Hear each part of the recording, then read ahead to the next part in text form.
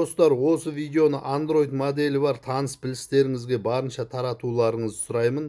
2 күннің бірінде келетін сұрақтың бірі платный подписка не болмаса жаңа приложениелерден мен аккаунтымнан ақша алып жатыр, қалай алып тастауға болады деген сұрақтар өте көп.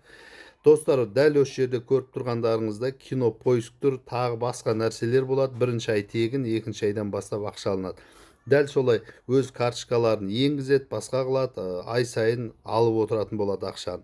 Соған бір кісілер настройкасына кіріп өз аккаунтын удалить етеді. Аккаунтты удалить еткенмен карточка еніп тұр, ақша алына береді. Одан ешқандай пайда жоқ. Одан кейін барып ақырында болмаған соң өзінің карточкасын ауыстырып жатады. Достар, учетный записқа кірсеңіздер, управление міне осы жерден өз аккаунтын удалить етеді. Бұның ешқандай пайдасы жоқ.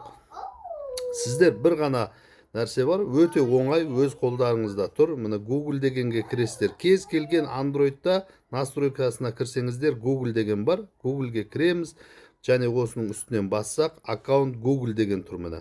Осыны басамыз, не болмаса управление аккаунтым деп тұрады. Міне главный личный информация, осыны жылжыта берсеңіздер, оңға қаратып, платежи подписка деген бар. Платежи подписканы басасыздар, достар. Мына жерде добавить способ оплата, не болмаса сіздің өзіңіздің карточкаңыз жазылып тұрады.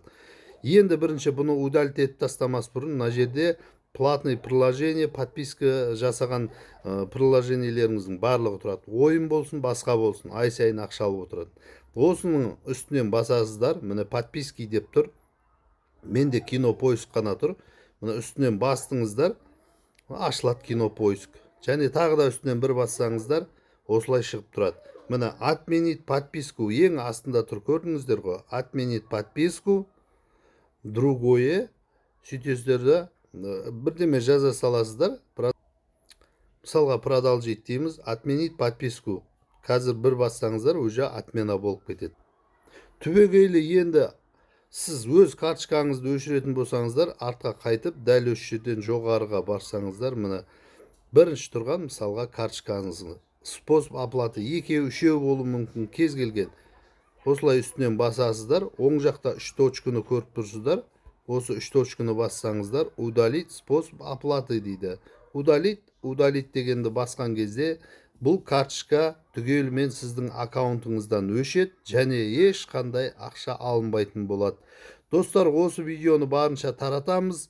Кімде қандай сұрақ болатын болса, осы видеоға комментария қалдырсаңыздар болады. Сұрақтарыңыз болса, комментария арқылы жаза беріңіздер, барынша жауап беруге тырысатын боламын.